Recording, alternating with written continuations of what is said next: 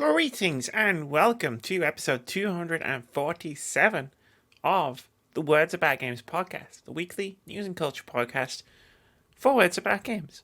I'm your host, Amy Kate Alexander. I'm joined this week by Mr. Daffyd Moody. Howdly doodly do, ladies and gentlemen. It is Friday. You know what that means. Let me try this one more time for the captions, for the auto captions. Let's see if we can nail this. Daffyd. Let me try it right into the microphone. Apologies to headphone listeners. Daffyd. D-A-F-Y-double-D.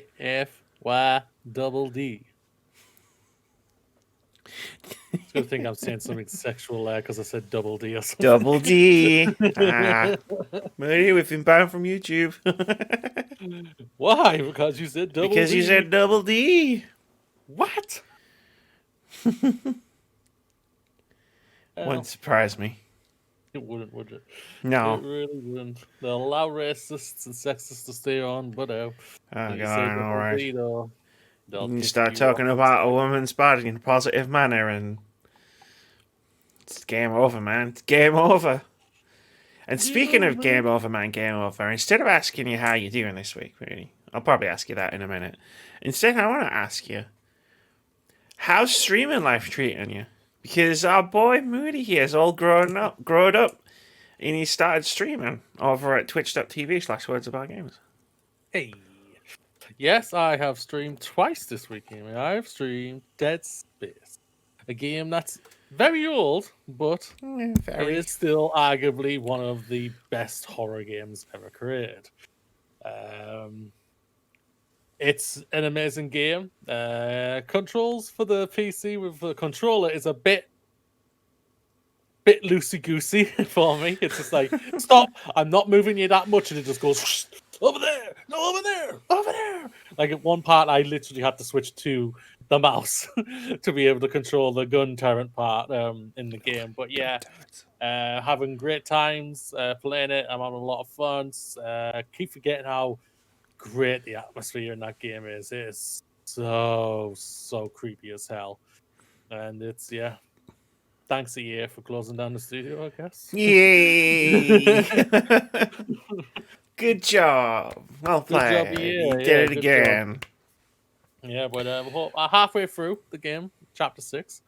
So doing good pace. Don't think I'll be back on it until probably next week now. But yeah, good pace. Having a lot of fun. Always having a good chats and laughs. I know it's been very funny when I've died and everything. Some of them by my own making, and some of them just because I've lost all spatial awareness, and I'm just like, where the hell am I? How am I stuck? Get out of the way! And no ammo. But how are you finding the streaming?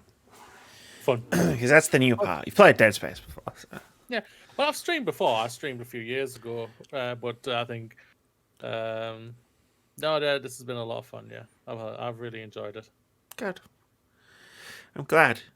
I don't feel as bad now that I don't stream very much. Yeah. Well, like you and me have plans and everything like that, and those plans come fruition this year. We'll probably both be streaming more, especially probably me. Probably we do, because we'll be able to find out a proper schedule type of thing, possibly be able to talk properly and have a good eye on what if we want to do more and everything. Yeah. Like that. Yeah, I was sitting. So you streamed Dead Space on Wednesday night, and you'd sent me I can't remember, you sent me a message saying I might be streaming tonight, and I went, cool, let me know, because I want to sit and chat with people and chat with you and moderate and stuff. I finally gave my alt account moderator pass, and and I was playing Bravely Default 2, and I was just sitting thinking, all right, cool, I need to go. I'm gonna go and cook some food. And just as I was wrapping up Bravely Default 2, I got a message off Moody. I'm starting the stream. And I looked at my phone, I was like, okay then. The stream is apparently starting. And it did. And it did, and it was great. And I was running up and down, like between the food I had cooking and Moody's stream.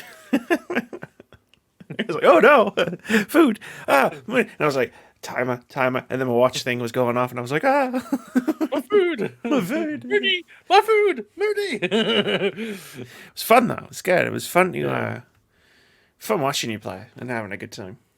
Yeah, I think that's it. Dead Space 1 and 2 is arguably two of the best horror games of all time. You throw in some of the early Resident Evils and like the new Resident Evils as well. They've really done a great combination of just great horror games. Alien Isolations that I love as well. So yeah, gotta love. Speaking of that game, Yeah. I mean, you are the only person who's replied. I think that's funny. That Yeah. So I'm just like, cheers, guys, everybody. Thanks very much. Love you all. Yeah. Out of spite, I'll just do Alien Isolation as my next retrospective. Basically, what I'm talking about is there's a pinned tweet on my Twitter right now because I've finished one retrospective this week, and I already said at the end of that retrospective what I'm doing next, which is Control.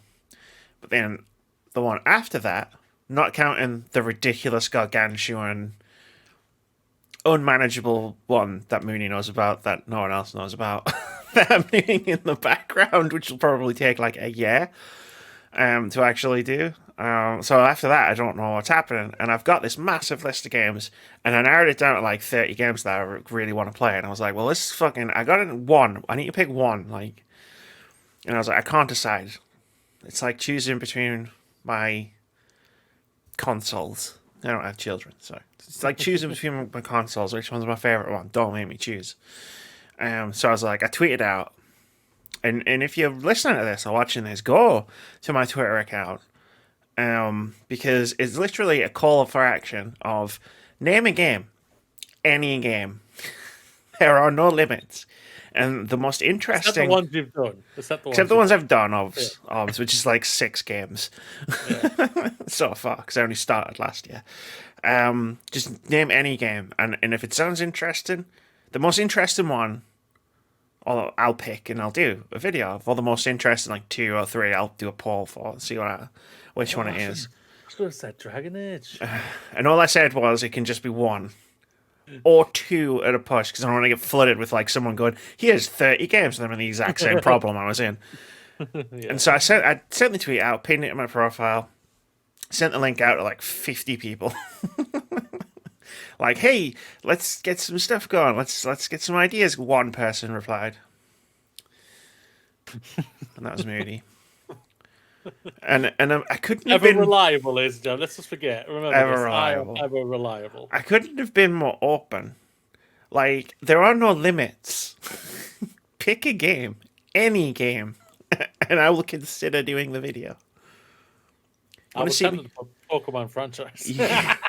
You can have one, but I'm already working on a franchise. That's true. But it's just like, yeah, it's just like there are no rules.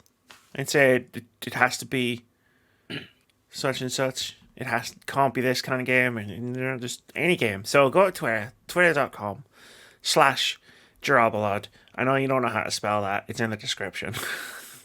Jerobolod. Who knows how to spell it? And just go and right in front of me. The tweet. Just go to the tweet. It's unpinned. It's right at the top of my Twitter account, and just be like, I think you should play this game. And I'll be like, okay, maybe I will. Again, 6 games I've done retrospectives of. So basically, it's every game in existence minus 6. You got some options there. That's all I'm saying. That's all I'm saying. A couple of thousand. Just a couple. Like, as long as I can get a hold of it. That's the date. I need to be able to get it. If I don't already have it. It could be a game from the 1980s for all I give a shit for. Like, I like old games. Because yours go up, and that game, Alien Isolation, is on my list. Like, my list. Because I was like, it's a great game. And I was like, another horror game? I've done 3 horror games in a row. Do I do another one? But it's in the running. And so far, it's in the lead. So the bar is so low. Ladies and gentlemen, there's a ton of games that are getting dropped on Game Pass tomorrow. Maybe it's one of those you could pick for. I get final say, so it's fine. It's just like, someone's going to make me do Skyrim. No, it's fine. I get final say. This isn't a vote. I delete Alien Isolation. I nominate Skyrim. You can't. No, don't Yes, do I it. can. Well, you say no take backsies. No take backs. I've made a thing on my phone where I'm writing down people's suggestions. So we'll see what happens. There's that nice YouTube comment on my phone now. But we're not here to talk about my Twitter or your streaming. I guess technically we are here to talk about both, but we're also here to talk about the topics of this week's episode, including Yes, we are. the Xbox/Bethesda deal finally going ahead, Crystal Dynamics' latest changes to Avengers, something called EA Gate because everything has to be a gate these days, and more, and lots more.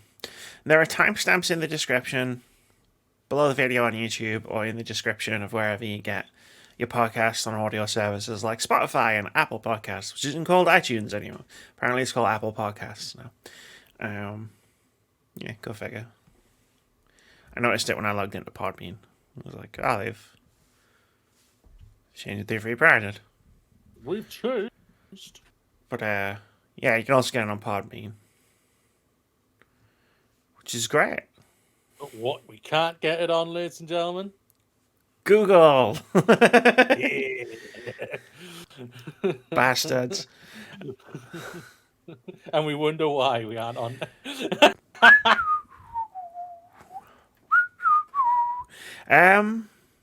Should we Get it going, man. get it going? So I got 3 stars here. I'm just going to read them all at once because they're all for the same thing. Should I just read them? I should just do all 3 at once, right? None of them are particularly long. And they're all about Bethesda. And Xbox, yeah. So And yeah, go for Xbox. it. Cool. Oh, part 1. EA approves Microsoft 7.5 EU. I thought you said EA there. I did say EA. Thank you. You did, yeah. EA comes Didn't later. realise EA had that much power. It's all those loot boxes.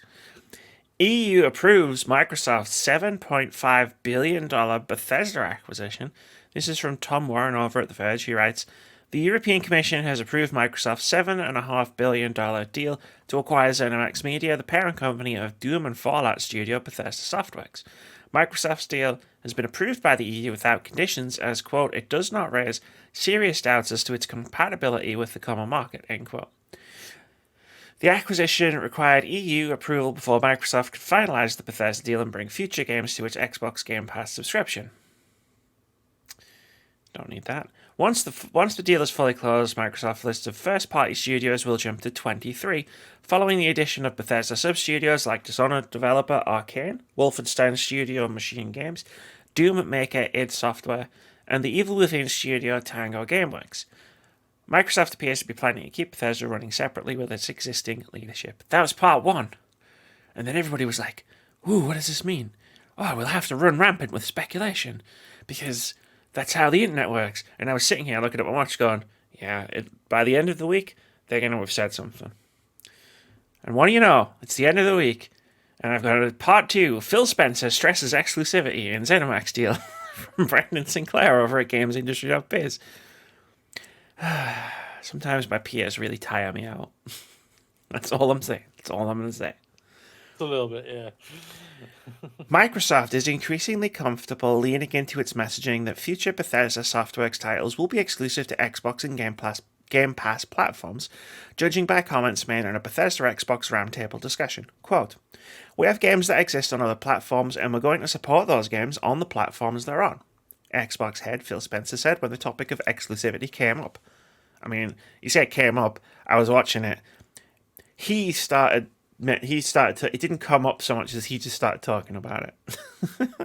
Yeah, Pete Hines kind of started it and then it moved over to Phil. Phil was just like, look, right? It. Look, right.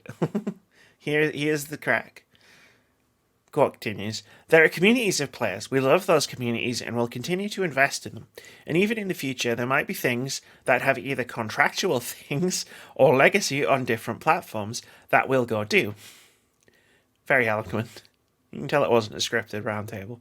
But if you're an Xbox customer, the thing I want you to know is this is about delivering great exclusive games for you that ship on platforms where Game Pass exists. End quote. And speaking of Game Pass, 20 Bethesda games coming to Xbox Game Pass, including Oblivion, Morrowind, The Evil Within, Prey, more. This is from Stephanie Nunnally over at VG247, and all I did was I just took their list and I just pasted it in here. Here's the full list of games that should be available on Game Pass right now from when we publish this podcast. Dishonored Definitive Edition, Dishonored 2, Doom, the original Doom, 1993's Doom, Doom 2, Doom 3, Doom 64, no sign of Doom 4 to 63, but hey, what can you do? Doom Eternal, and they're all available on console and PC and cloud. And then on console and PC, you got the Elder Scrolls 3 Morrowind and the Elder Scrolls 4 Oblivion. And then everything else is available on all three platforms, including the Elder Scrolls 5 Skyrim Special Edition, the Elder Scrolls Online, The Evil Within, Fallout 4, Fallout 76, Fallout New Vegas, Prey, Rage 2, Wolfenstein The New Order, Wolfenstein The Old Blood, and Wolfenstein Youngblood. Some of those games were already available on Game Pass. Yeah, I also just want to reiterate, New Vegas says console only on there. Just so, you know. Whatever. Apparently the best Fallout game. Apparently. The only good Bethesda published Fallout game. What are you going to do? Its power was too great to be contained on more than one platform. So let's unpack this, ladies and gentlemen. So finally, the deal is finally done, which we all were expecting and everything. And Microsoft and Bethesda could actually start talking again, because they couldn't talk. They weren't allowed to. You're not allowed to do that. Said could have ruined the deal. So until they was finalized, they couldn't talk about anything. That's why they were quiet as hell with everything everyone was asking. Yeah, I'm sure all of the questions being directed towards Pete Hines and Phil Spencer weren't annoying in the slightest. I know. Are they exclusive? Are they exclusive? Are they exclusive? Are they exclusive? Are they exclusive? You can just imagine Phil Spencer just grabbing some journalist's forehead and just being like, "Listen, dick." If you ask me about the E word, I'm going to slap you. But no, yeah. No, this is a like we said when it came out, when this was happening. This was a powerhouse play by Microsoft. 23 studios they now have. Bethesda, even though you love them or you don't, even if you're in the middle, they have thrown out some great games that have been critically acclaimed and very loved. I loved Evil Within 2. I thought it was one of my favorite games. I say it like this, I know Amy's very different on the game. When it came out, I loved Skyrim. I loved and adored that game. I was thinking, wow, this is so awesome. And everything. I like it how Amy's doing very quiet. And I've loved the Wolfenstein franchise with New Order and Old Blood and everything. They really thought they've done and New Colossus as well. Forgot Colossus there. Really had a really good balance of games out there. Fallout franchise has never worked for me personally. It hasn't clicked. There's nothing bad about it or nothing good about it for me either way. It just doesn't work for me. But yeah, they've got a great franchise. I believe you're a Dishonored person. You like yeah, Dishonored, big style. Yeah, I love Dishonored. Dishonored franchise. Yeah, this is an excellent power play by from like I think what everyone was saying when it was revealed. It was like Microsoft just bought an E3 spot. Basically, they just took over the entire Sunday because it was always them first, then Bethesda. Now they just merged them together into one ultimate being. Well, no, I mean, that was one of the things I've read where it's like Bethesda will still do their own thing, which makes sense because they're big enough to do that. Because, like, as an entity, Bethesda is responsible for, like, was it 5 or 6 different game studios, like, all making AAA games. But now with the money of Microsoft behind them, that's the cool thing. And Todd Howard, as much as Todd and I have had our differences in the past, like really hit the nail on the head when he was talking about one part of the roundtable, where he was mentioning Game Pass and how it unlocks a studio's creativity because like you have to, when you're a game studio and you're not like tethered to Microsoft releasing games into Game Pass, you have to worry about trivial things like how many copies of this game will we sell. And in Game Pass, you don't, because it's Game Pass. Like, Game Pass exists, people pay a subscription for it, and they can download any game they want that's in Game Pass. So, to see the likes of id and Arcane and Tango Gameworks and Machine Games, etc., etc., like, to have that creativity unlocked and be like, cool, make whatever. Like, what do you want to make? Like, don't worry about marketability. Don't worry about, like, sales. Don't worry about how you're going to sell this game to people. Just worry about making something awesome. Because if you make something awesome and it goes into Game Pass, it's a curated list of games. It's not like the freaking Wild West frontier of an online storefront on Xbox, PlayStation, Switch, whatever. Like, if it's an awesome game, it will find an audience. Because there's only like 200 games on Xbox Game Pass. Yeah, it's really, really good what's happening here. Like I say, they're more free than ever than they were before. They were always comfortable because their games always sold incredibly well, but they're more comfortable than they've ever been, and that's a great thing. That's a great thing to hear. It's a great thing to see. Hopefully, this creativity is now going to just boom out of their heads like never before. Oh yeah. So hopefully for that. What I liked about this roundtable was straight away they hit it on the edge straight away what the exclusivity was going to be, and basically is what deep down I think everyone thought was going to be. Any platforms that are contractually already agreed to, like obviously we got not Bulletproof, Deathloop going to PlayStation as an exclusive deal with another game as well. They're contractually they're going to keep those agreed and everything like that. They were already pre-done before this deal was probably getting made and everything.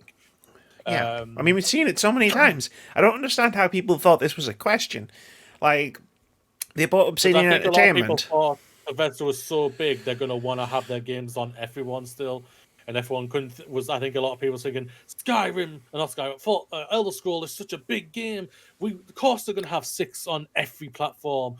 Starfield is obviously their next big new IP. Of course it's going to be on every platform.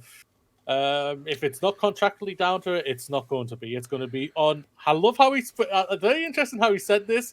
Game Pass. So you're okay if you've got a PC. He mentions 2 things. Yeah, Game Pass platforms, not Xbox. Yeah. I love the fact that they're even pivoting away from just talking about Xbox, because PC is naturally their biggest platform. Yeah. Like, Xbox isn't. Like, it never has been. Like, Windows PC has always been their biggest platform. So for him to talk about where you can get Game Pass, because you're talking about Xbox consoles, like, 30 million Xbox Ones? Versus everyone who owns a Windows PC and everyone who owns an Android phone. Which do you think is a higher number? Which do you think has a highest number of people? Xbox consoles or Android phones? Let me think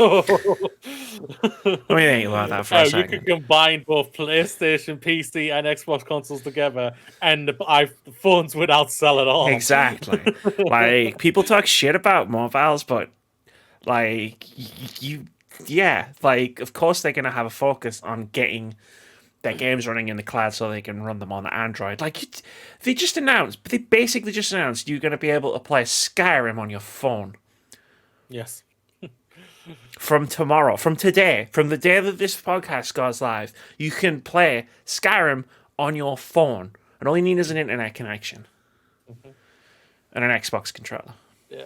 So going back to and maybe one of those cool clips. Sorry, I actually had a point I was trying to get to you there. So he says 2 things. Games that have contractual things. We've seen this before. When Microsoft bought Obsidian, they were still making The Outer Worlds, which still went on multiple platforms. Or in Excel, who were making Wasteland 3 that went on multiple platforms. So things like Deathloop and Ghostwire Tokyo will be PS5 timed exclusives. Any games that were in development that already have like agreements or licensing agreements with like multi-platforms will be multi-platform. And then the other thing he says is games with a legacy on different platforms.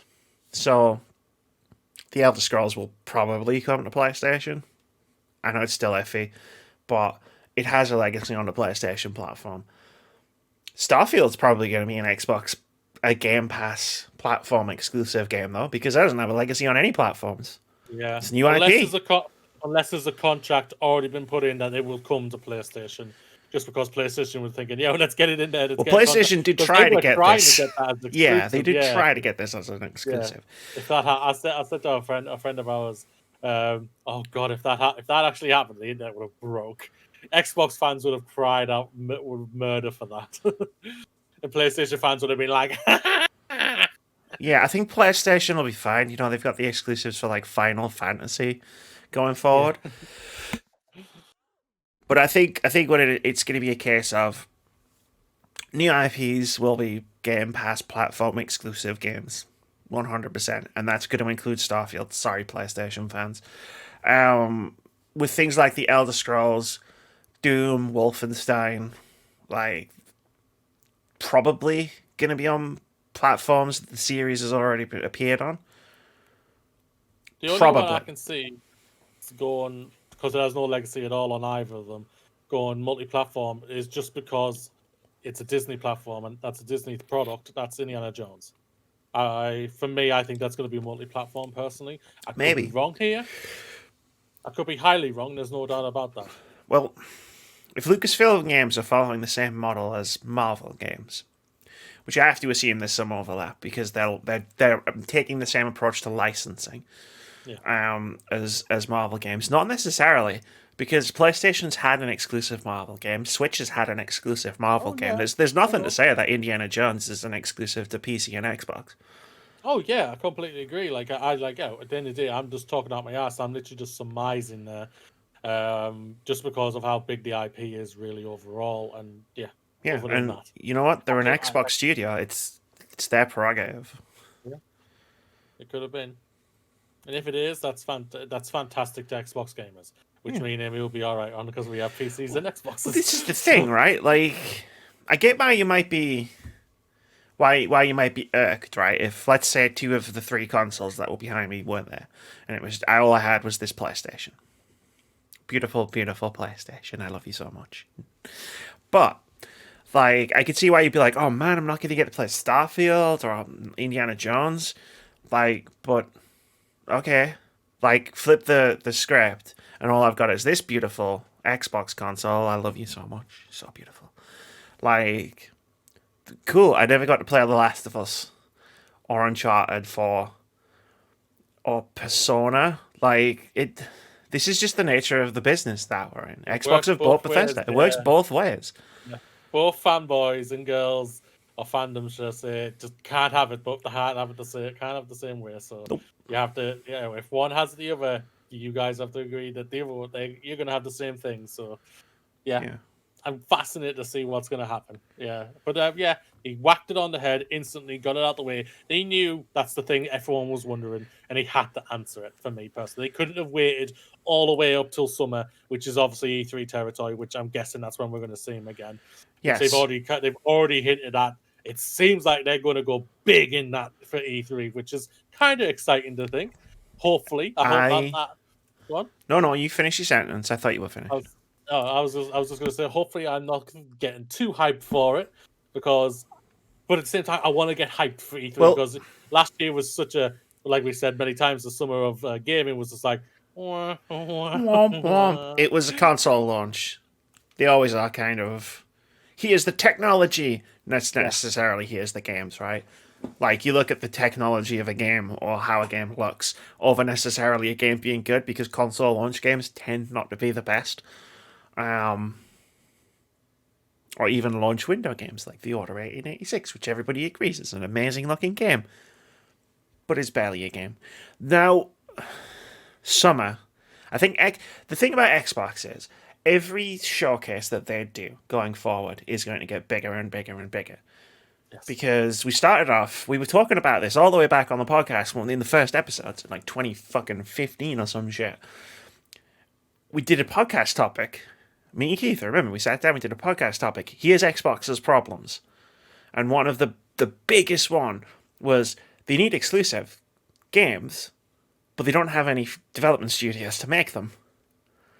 How big? How 6 years later? 6 years They now later, have 23. they have 23 studios, including some of like the most celebrated and best development studios on the planet. And Bethesda. And Bethesda. The We're the joking. We're joking. he's joking. The I'm joking. I'm joking. like we've seen like last year we saw they announced Fable, they announced Avowed, they announced a bunch of stuff, State of Decay 3, like, and so this year, next year, the year after, we'll start to see more of these games. We'll start to see more of Perfect Dark. We'll start to see more of Fable.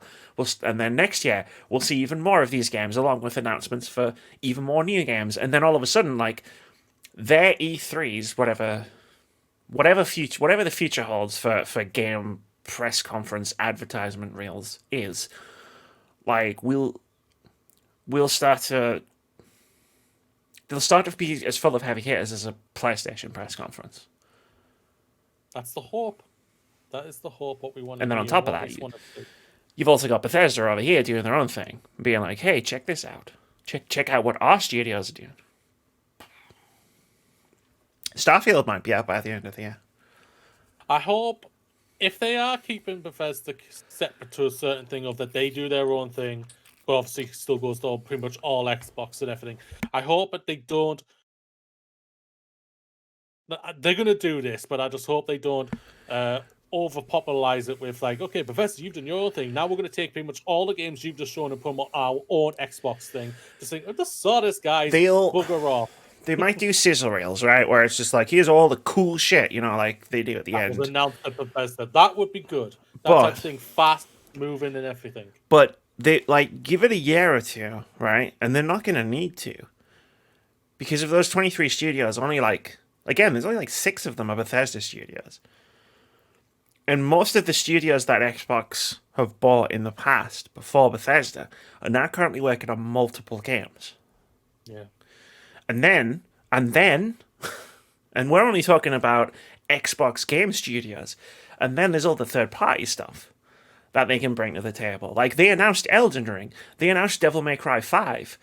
They showed off the first gameplay of Cyberpunk. Like, Microsoft have great third-party relations as well. So I've just literally did quick math thanks to the calculator. 23 times 2, that's 46. We could have about 15, almost 50 new games, say, in the next 5 years from Xbox. Well, this is the other thing I was going to ask you as well. Mostly all of them being exclusive. That's sexy as hell, Microsoft. Like, you talk about the difference between how we're talking about Xbox now and how we were talking about Xbox 5 years ago. Try and imagine 5 years from now when all of these studios have released a game, at least a game, and we're anticipating their second game, their third game, their side project, and how we'll be talking about it then. It's going to be amazing. But that was the question I was going to ask you. What was the question? Do you think the Bethesda development studios are going to start making more games faster? Because we've seen it with Ninja Theory developing like 3 games. Obsidian's developing at least 2. Probably 3. Now that I've just remembered Grounded exists.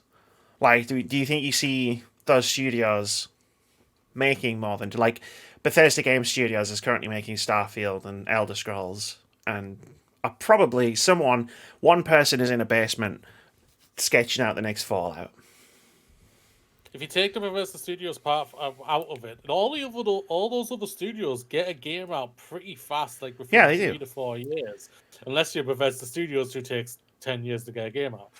And half of the time that's broken. Yeah, who are you? What is this? Final Fantasy? Come on. No,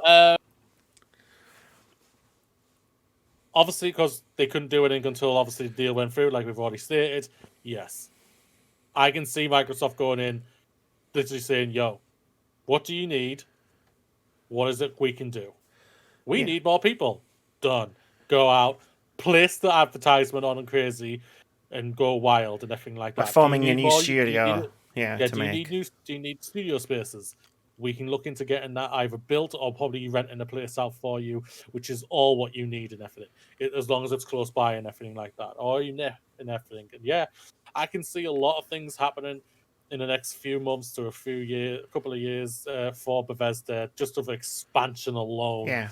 So Yeah. the rollout at the beginning for Bethesda will probably be the same of like the the Fallouts, and all like that. New, yeah.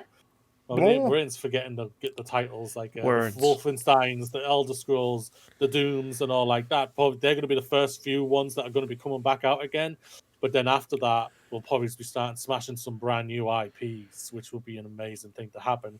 Probably say 4 years down the line, hearing about them, it would be sexy as hell. Yes, I can see that changing like crazy for them. Yeah, it's incredibly exciting, but luckily we have the benefit of this has kind of been the Xbox's reality for the last few years. So we kind of know to say this isn't going to be like 6 months of amazingness. This is going to be like a drawn out few years of like it's getting better and better and better and better and better. I just typed in 23 times 3. No, yeah. Joins up to be 69. 69, nice. 69 brand new games coming, ladies and gentlemen. That's not a guarantee. That's just math on a calculator. But no, yeah, the sky's the limit for Bethesda. The sky the limit was already with Bethesda before Microsoft bought them. That's how crazy this deal really is, because they were already financially fine and everything. Now they're more financially comfortable than they've ever been before, and they can go wild with their creativity. And you've got studios like Arcane and Tango Gameworks, and can go wild with their creativity. Like they were already pretty creative before, so that's even cooler. But I can see, I'm guessing there's going to be a big smash out by Bethesda in the summer. How they were hinting at it on that roundtable, which I thought was a well presented show. It was fine. It flowed really well. Everyone was very, very well spoken and everything, and did a really, really good job. I really enjoyed it. I thought it flowed really well. Didn't feel like it was over an hour long. It felt like it was 45 minutes for me. But yeah, very well done. Exciting to see what the future is for these two companies. Indeed. And for the gamers. That's my last point, though. Like, I think they're going to do a Fallout 4 on Starfield. I've decided. I don't know if I said this in the predictions at the beginning of the year. I still have to rewatch it so I can make a list of everything we said and see how much of it comes true.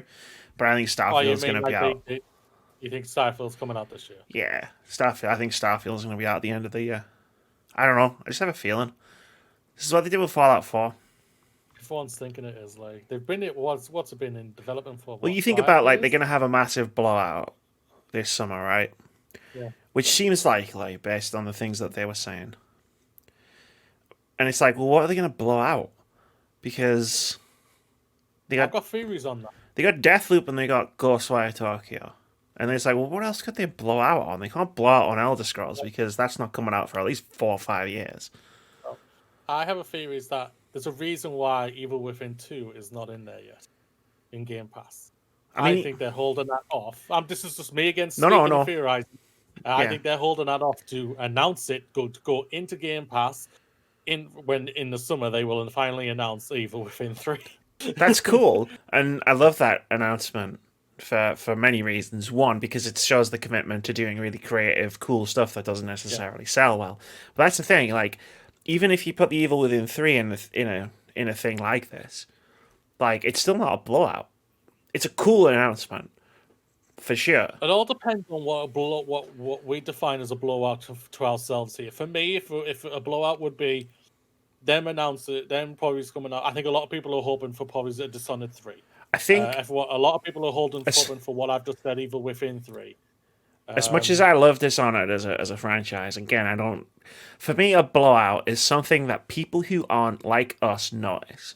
People who aren't making podcasts and watching every single round table where 5 people sit in chairs around a table and chat, which is it was a great video, but like Phil, who plays like 2 games a year, isn't going to notice that, like, or care, which is fair enough. Like, so for me, like, a blowout would be something people outside of something that ends up on BBC, something that ends up on Lad Bible, like those places where quote unquote normal people will see the edited video of like, hey, Bethesda just announced this amazing sci-fi RPG that's gonna be fucking huge and fucking amazing. Like that's where I see a blowout. That's ever going to happen, though. I don't think that's. I disagree 100%. I don't think it's going to be that big of a blowout that the mainstream or Oh, the casual audience who watches just the mainstream news sites like for us BBC, Sky News, and all like that Sky News, gets attention. BBC News. Oh, Starfield would get attention just because it's a big RPG by those people that made those Fallout games and that Skyrim game that's on your fridge. I disagree. I think the biggest one will be the IGNs. For me, well, we'll see. Big blowout is for me is just revealing tons of games that they have coming at least within the next 18 months. Oh, they'll announce tons of games that they have coming in the next 18 months. But that's for me is a blowout. And then they'll go, and then there's the icing on the cake. Okay. That's not a mic drop. Icing on the cake will be Starfield. That's not a mic drop moment. Starfield's a mic drop moment. Especially if they're like, and it's coming in October. Probably November. Now they have to. This is the thing, though. Now they've got the balance now to find out because we're all surmising that Halo Infinite is this year, and we're probably surmising this is going to be probably dropping November the month it came out. The first one came out for its anniversary. So you got to think if Starfield is this year. You don't want it too close so they don't compromise each other. They're not going to cannibalize each other because of their completely different audiences. But could you imagine that 1-2 punch for people who will play both games? Like, you're an Xbox player, subscribe to Game Pass, and in in November 2021, boom, Halo, boom, Starfield, and you can't get them anywhere else. And remember, Halo Infinite's multiplayer is free, completely free. I finished to myself saying, "Shut up, David. The Game Pass, they don't care as long as it's there. Like that's all that matters. If they do those 2 things, only something like Breath of the Wild 2 coming out at the end of the year could even like hope to regain the spotlight from that 1-2 punch. Yeah. I love the fact that we can talk about Microsoft like this again. It's been too long. Excitement to it, yeah. Welcome home. A little fire in our bellies. So, Microsoft, you're getting a little sexy again, huh? Yeah, right. Well, have you changed the hair, Mike? Could we finally have a Microsoft version of a Conference of Dreams? Could it finally happen? Yeah. Like, this is how crazy it is. Like, if they do that, Starfield and Halo Infinite at the end of the year, as much as I love... And probably Forza. You could probably throw Forza into that mix. Yeah. As much as I love the first Horizon, that can't go toe-to-toe with that. No. But the PlayStation are fighting a different game at the same time. We also got to remember everyone's playing a different game at this point. Yeah. And that's incredible at the same time. This battle between all of them, quote-unquote, is making them go in different directions. That is incredible for us as gamers who we love it. It's not a battle where they're necessarily fighting each other for supremacy. It's more a battle for mindshare. Like that's kind of what I'm talking about when I'm talking about this stuff. Where it's just like they're just battling to be the thing that people are talking about. Yeah. And I don't see any unless Horizon and God of War both come out in the end of 2021. Like I don't see PlayStation being able to compete with the mindshare of a 1-2 punch of a brand new Halo and Starfield. And again, I just want to reiterate because this is a big deal and I think people keep skirting over, not necessarily like you, Moody, but I think people skirt over the fact that Halo Infinite's multiplayer will be completely free, separate from the main game. Yeah, it's going to be, ladies and gentlemen, Microsoft is back, even though they never went away. Microsoft is fucking killing it. Theoretically. I hit somewhere where it was like, is that it? Seriously? Speaking of, because now that's a perfect segue into the next news story. Speaking of, is that it? Seriously? Let's talk about a game that's definitely not back. Even though it's technically, I guess, re-releasing next week. Marvel's Avengers XP grind is about to get even slower for some reason. This is from, excuse me a sec. Just a cough. Bless you. Oh. This is from, thank you, Austin Goslin over at Polygon, who writes, Marvel's Avengers, the action role-playing game from Crystal Dynamics and Square Enix, is finally coming to current-gen consoles on March 18th. But it's also getting another change. After that day, it's going to take even longer to reach the game's max character level because the developer is increasing the XP requirement. According to the developer, the quick level ups and rapid XP gain was something it thought could be confusing for new players, in part because each level required about the same amount of XP to progress through, rather than requiring more for subsequent levels. Yeah, whatever. Pacing issues, the quote is. To help reduce the amount of progress players can make quickly, the XP needed to advance in levels later in the game is being increased starting at character level 25. To conclude the post, the developer recommends that anyone who has a character that isn't already level 50 already level them quickly before the change takes effect. Of course, this means that players starting fresh on PlayStation 5 or Xbox Series X will be forced into the new, slower leveling system. One thing that's not entirely clear is why this change was necessary at all. Not starting the XP increase until level 25 means that new players might still get confused on skills. More importantly, the slog of leveling a character all the way to level 50 was already one of the slowest, grindiest parts of Marvel's Avengers. Making that process even more tedious, especially for new players, is confusing to say the least. The March 18th update of Marvel's Avengers will also include the release of Hawkeye, as well as a new change to cosmetics that makes them slightly less random and gives players more control over which ones they unlock. And then there was an update, because Crystal Dynamics realised they'd completely shit every bed in the world when they announced this. Crystal Dynamics took to Reddit on Thursday night to provide more insight into the XP changes and explain the studio's thinking. The studio said it's changing the grind because players were often leveling 2 or 3 times during a single mission, even at higher levels, because the XP wasn't scaling well enough, or it was scaling too well in this case. Quote, the problem we were seeing and hearing was that you would immediately get more skill points than you had time to review, apply, and get used to before embarking on your next mission and gaining your next few levels, Crystal said. Hopefully, you can see the issue here. End quote. I can see an issue, but we'll get into that. Perhaps making the point even more confusing, Crystal Dynamics also noted that it's changed early leveling in Marvel's Avengers to be even faster than it already was, which would seem to add confusion over skill points rather than reduce it. Overall, Crystal Dynamics said it hopes the new changes will add 3 to 5 hours to the act of reaching the level cap. Why would you want... Okay, Crystal Dynamics, thank you for making me not want to play this game even more. Oh, yeah, right? The grind is not the problem. There's no content and no stories that you want to play. That's the problem, Crystal Dynamics. Yes, you're releasing Hawkeye. We will have a little bit of a story mission or whatever. Congratulations. The grind is not the problem. It's not at the moment. It is at the moment. But it's about to get a whole lot worse. The grind's a problem for them. It's not a problem for the players. Well, the grind's a problem for the players because of the lack of content. Because you have to do the same things over and over again in the post-game to level up.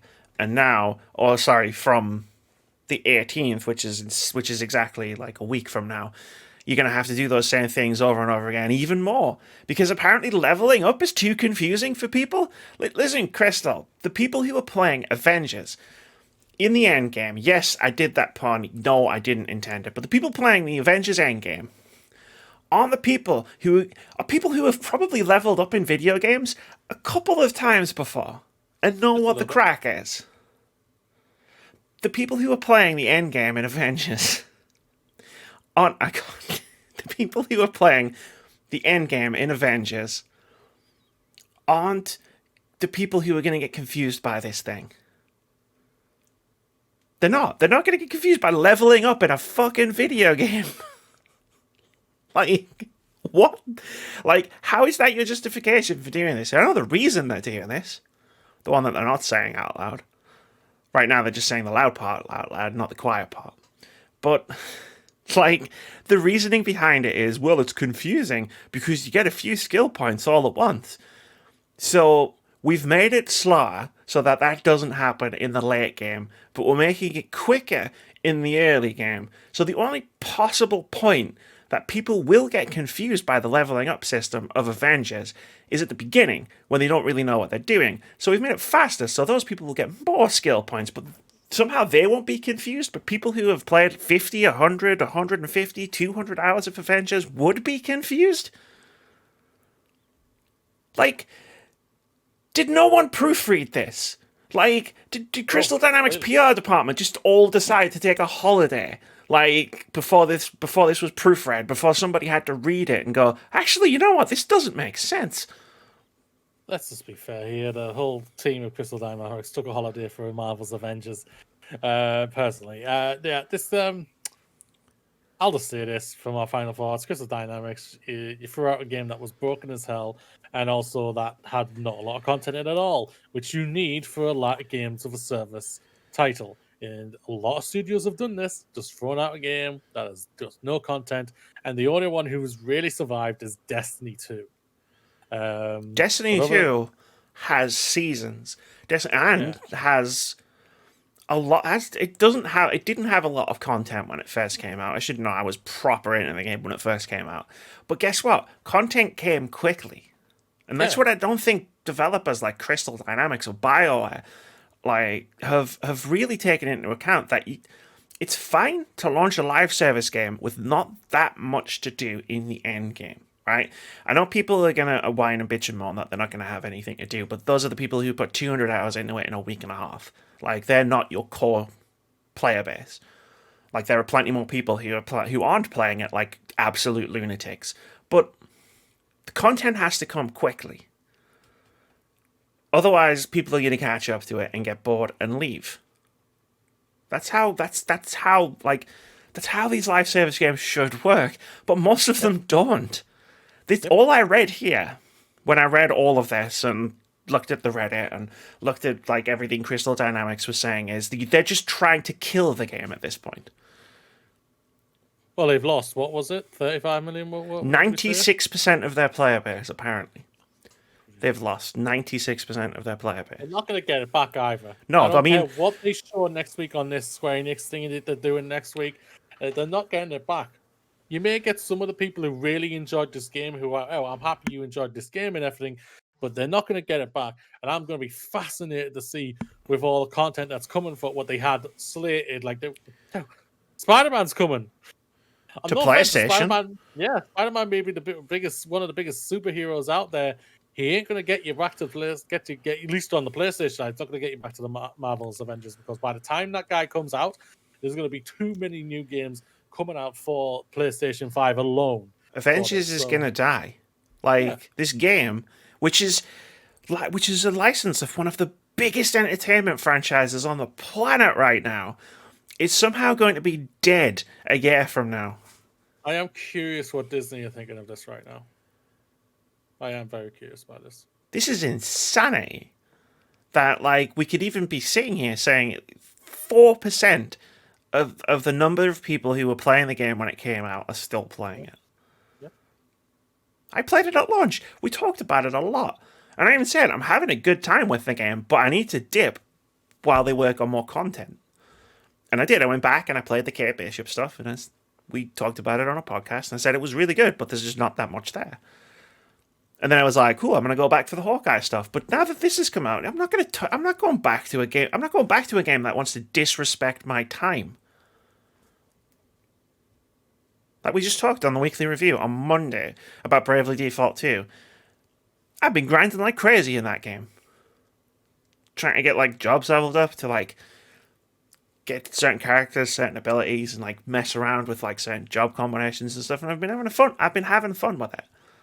But there's a reason, there's a purpose for me wanting to do that, and I've done it. There's no purpose in grinding in Avengers. Not at all. And now you're going to make it worse. The worst thing about it is that every person who I've spoken to about this game loves Miss Marvel in it. Kamala Khan, is it? Yes. It's disappointing to hear that the game is such a mixed reception, mixed with less content and everything, and just insults the gamer base they already had even more, that I her first quote unquote outing has been overall a mixed bag to a disappointment. Yes, I know a lot of people say the story's all right, but The campaign was great. Like, it only gets you so far. Gameplay wise, it could have done with being like better, but like when you make a game live service, you make certain gameplay sacrifices. That's just how live service games work, and like there's an entirely separate discussion to be had about that statement. But like from the campaign was great. I enjoyed the story. I enjoyed the characters, the voice acting, the writing was excellent, and I enjoyed the fact that before launch we were going to get monthly new characters with their own storylines, and it's what 6-7 months past launch, and we've had one. It's like 2 hours of a story, and that's just not. You can't sustain a game like that. Not a game like this. And you get surprised that they've lost 96% of their audience. And here we are. We're sitting here next week. Is Avengers 2.0? It's coming out on next gen consoles. We've seen this so many times with dying games, and it's never worked. Yep. Anthem, Battleborn, Evolve, they all had stage 2s or relaunches or 2.0s or nexts, and they've all still died. Because once you bleed that player base, it's incredibly difficult to get it back. Yeah. People look at No Man's Sky and go, "Well, No Man's Sky managed to do it because we already knew what the promise of No Man's Sky was." Like, the game that they talked about before launch was the game that people bought. It wasn't the game that they got at launch, but it was the game that they bought. So it's very easy to get that, not all of it, to get some of that player base back by saying, "Look, we just launched No Man's Sky next. It's the game that you thought this was when it was launched." But what is the ideal version of Avengers as a live service game? I don't even think they know. No one knows. Yeah, because there's no proper roadmap for you to properly. Because they flip and flop it all the time. You don't even know, man. Like it's all over the place. Like, yeah. And it's disappointing. But this is the thing about this is how crazy it is for this game for me. You have the hottest IP out there right now at this moment in time.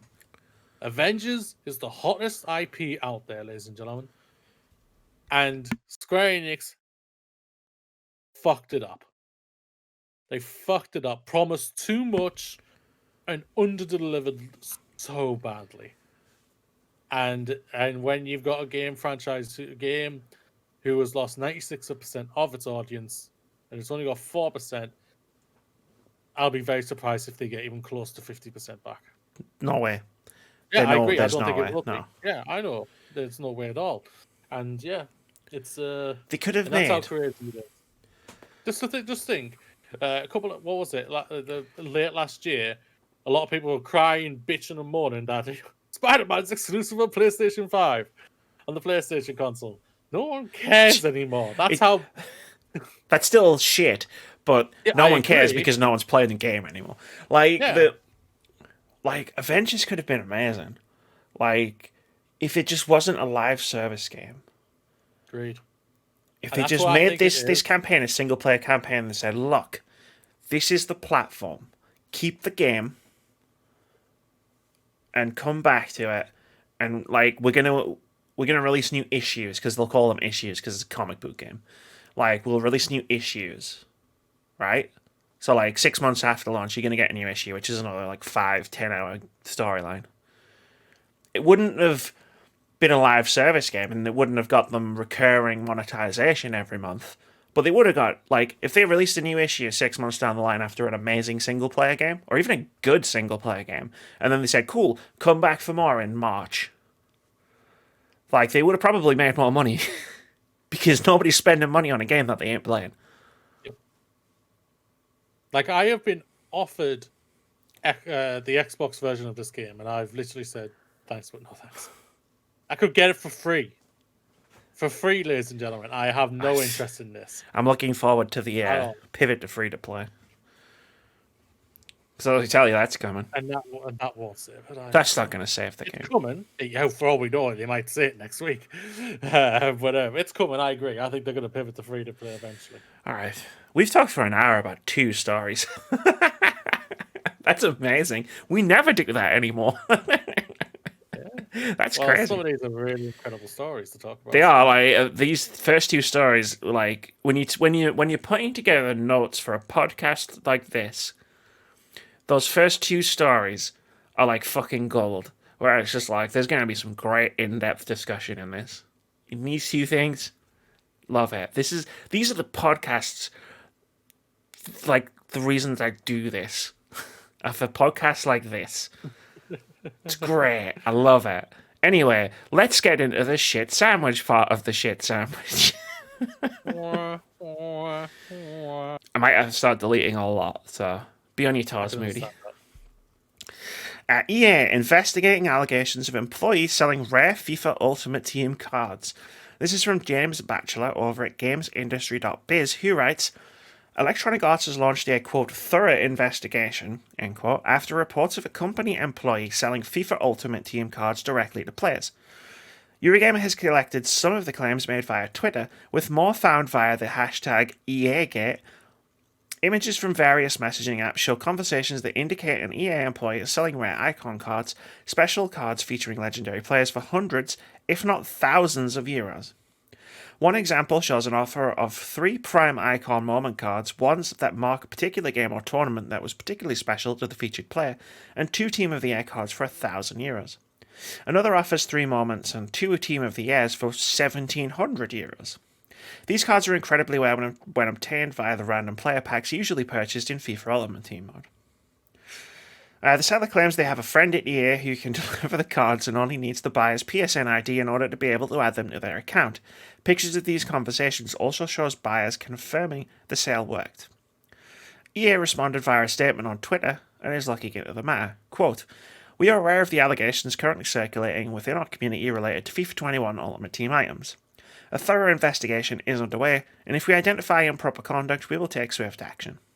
We want to be clear, this type of behaviour is unacceptable, and we in no way condone what is alleged to have happened here. We understand how this creates concern about unfair balance in the game and competition. We will update the community as we get more clarity on the situation." End quote. Electronic Arts currently faces 2 class action lawsuits, one in the US and one in Canada, claiming Ultimate Team violates gambling laws. A third lawsuit accusing the publisher of using patented dynamic difficulty technology to weaken purchase cards and compel players to buy more has been dropped.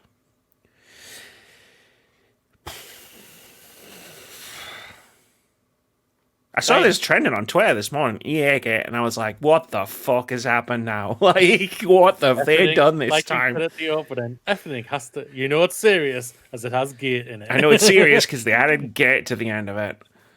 Who are Bill Gates? He can't go anywhere.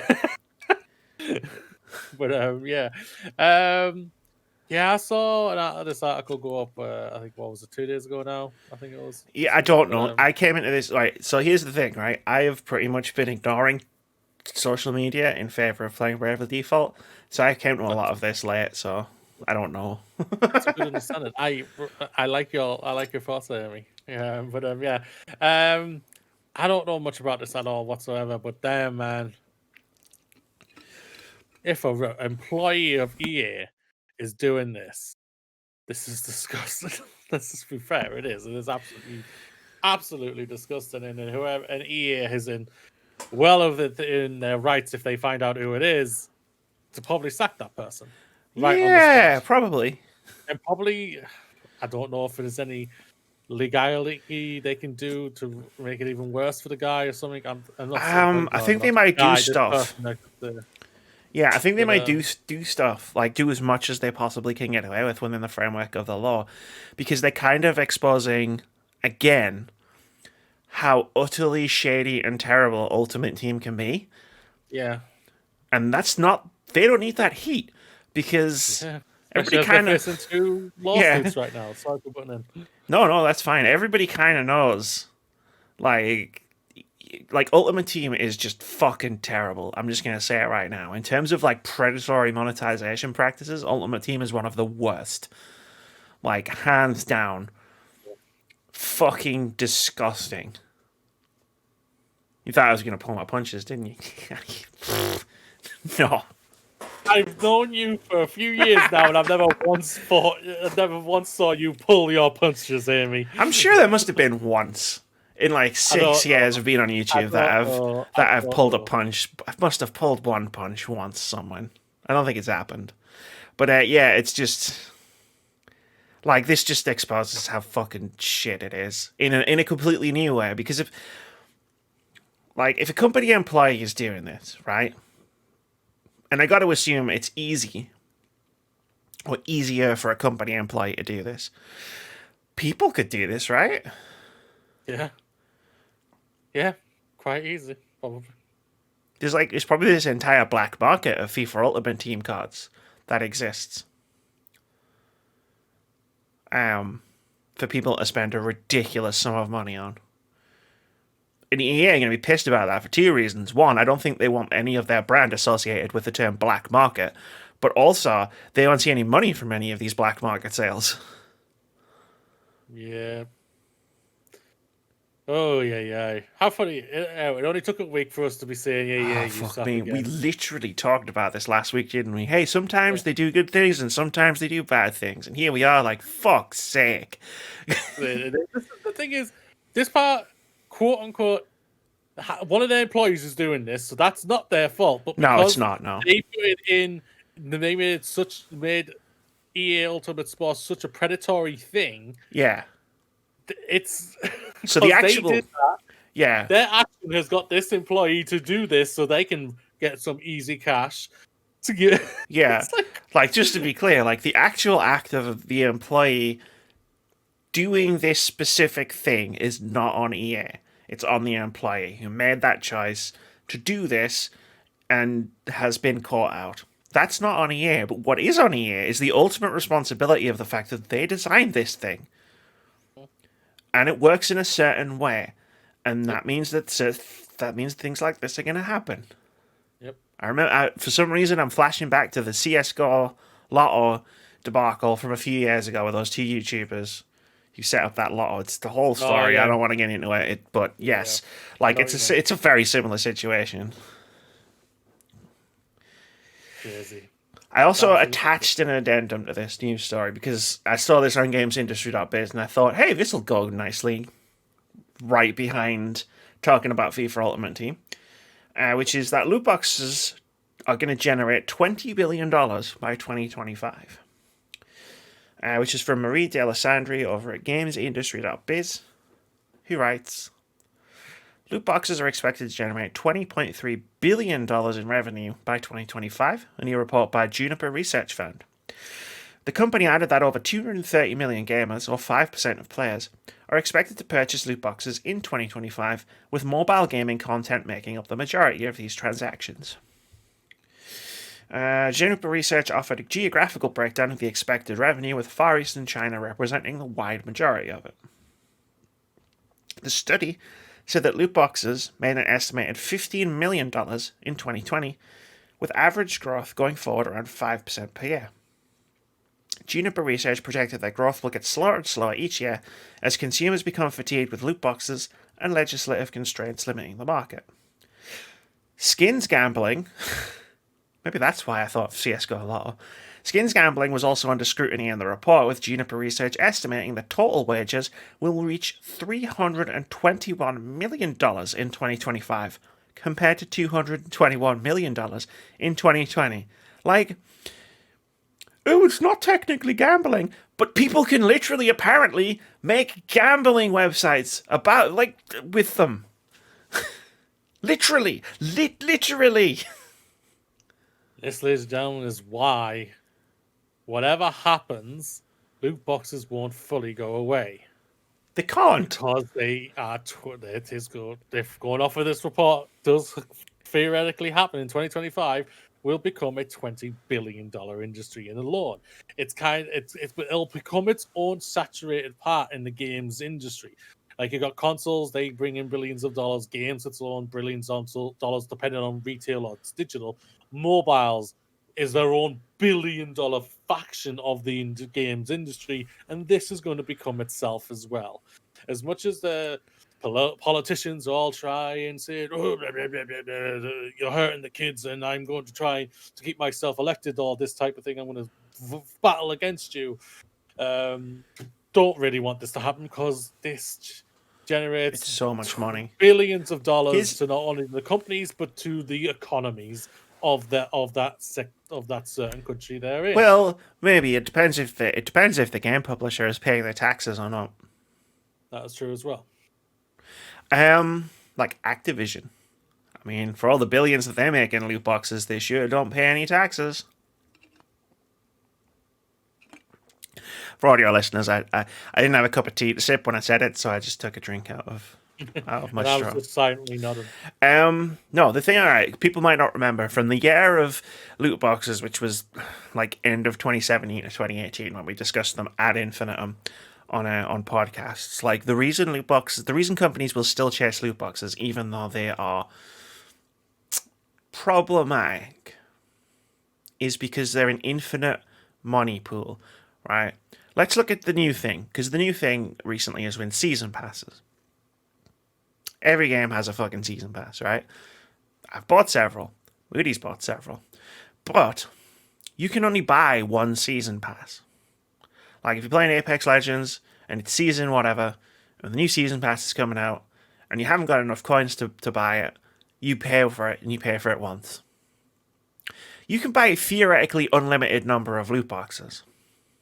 And that's why loot boxes is so lucrative, because some people buy shitloads of loot boxes. There's no cap on it. There's no limit.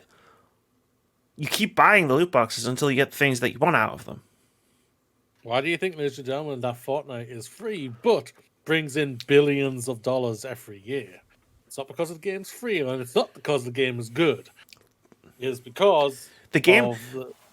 The ironic thing about games like this, Fortnite, FIFA, hell, even Apex Legends, a game that I enjoy a great deal. Yep. The game being good isn't the point. It's the same with Avengers, what we just talked about. We just spent like 20 minutes talking about. The game being good is besides the point. If the game is good, that's a bonus.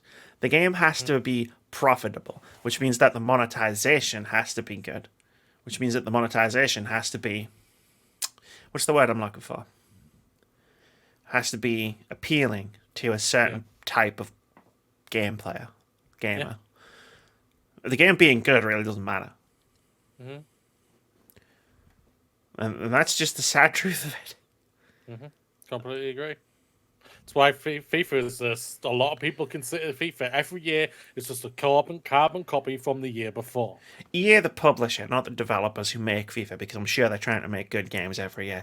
But EA the publisher really doesn't give a shit if FIFA's any good. Yeah.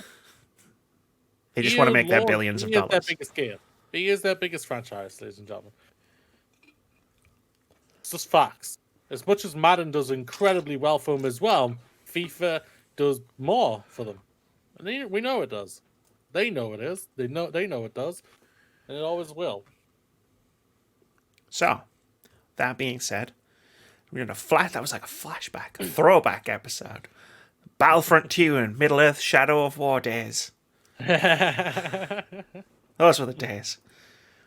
When I got to release a podcast with a title, Shadow of War has loot boxes and sexy spiders. That's an interesting line. It was a great title, and I was so proud of myself thinking of it, and it was all true. It also had Gollum in it for some reason. But anyway, let's not talk about Shadow of War, one of the most disappointing things I've ever played in my entire life. Let's talk about 6 Days in Fallujah. Fuck me. 6 Days in Fallujah publisher now says the game is inseparable from politics. This is from Jay Peters over at The Verge. She writes, nearly a month after distancing itself from political statements, the publisher of controversial military shooter 6 Days in Fallujah has backtracked and now says the events in the game are, quote, inseparable from politics, end quote. The game, which takes place during the Iraq War's second battle of Fallujah, has come under scrutiny for seemingly portraying a US-centric focus on a campaign in which an estimated 800 Iraqi civilians were killed, according to the Red Cross. Quote, We understand the events recreated in 6 Days in Fallujah are inseparable from politics, publisher Victoria said in a statement on Twitter. We believe the stories of this generation's sacrifices deserve to be told by the Marines, soldiers, and civilians who were there. We trust you will find the game, like the events it recreates, to be complex. End quote. The statement follows comments from Victoria's founder and CEO Peter Tamty about how one of the goals of 6 Days in Fallujah is to help players empathise with the decisions American troops made during the war and not make political commentary. And then there's further reading. If you go into the description of this podcast, wherever you are listening to it or watching it, you can find a link to the article. The creators of 6 Days in Fallujah think we're fucking morons. I don't see the road. It's Imran Khan. By Imran Khan. It is amazing. It is. I almost put the text of that here instead of the news story, so I could just read it. Because honestly, he hits the fucking nail on the head. Victoria think you're a fucking idiot. That's. I think that's the best thing we can that's say. It. They think we're idiots. That's the tweet. Yeah. They really do. They thought we were idiots, and then they got caught out, realizing, oh shit, they're not idiots. We must backtrack. We must backtrack. We must backtrack. And yeah. I'll say one thing. I'll say this. I'm surprised they've backtracked, because 9 times out of 10, studios who just keep on saying we're not part of politics, we're not part of politics. They had to. We don't have politics. They've had to backtrack, or like. It's not so much backtracking as it's a complete, like, the statement is completely the opposite of what Peter Tamty said. It's not really backtracking as much as they're just trying to erase history. Like they've got an infinity gauntlet. But... Oh, if only we all had one of those. This is just marketing 101. They're just, what they're trying to do is, because if they don't say, at this point, if they don't say, come on webcam, focus, there we go. If they don't say, actually, Peter Tamty is full of shit, which is more or less what they'd said. I'm paraphrasing.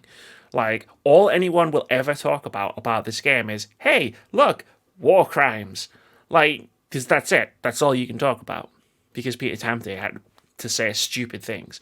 Now, and we've seen this happen before so many times, like with Ubisoft, big sites can cover this game without talking about all of this, the war crimes, the lack of political statement, the 800 dead Iraqi civilians, and can be like, we got 20 minutes of gameplay for the upcoming 6 Days in Fallujah. Look how awesome it is. No, it's going to be a super serious game, guys. The publisher said so. It's gonna be a real and accurate depiction of the battle in Fallujah, and it's not propaganda for the United States military, even though they're helping with the development of the game. And it's mysteriously resurfaced and is coming out when US Army enlistment numbers are at an all-time low. And they can't even stream on Twitch without people asking them about war crimes. That's just a coincidence. Just a coincidence. Complete coincidence, that, Amy. This is a terrible idea. And if Victoria are, like, serious, like, I implore them not to make this game. At least not with the developer that they're currently making it with, because... They've been trying to make it for, what, 10 years now? This developer has been trying to make this game for so long. It was a bad idea back then.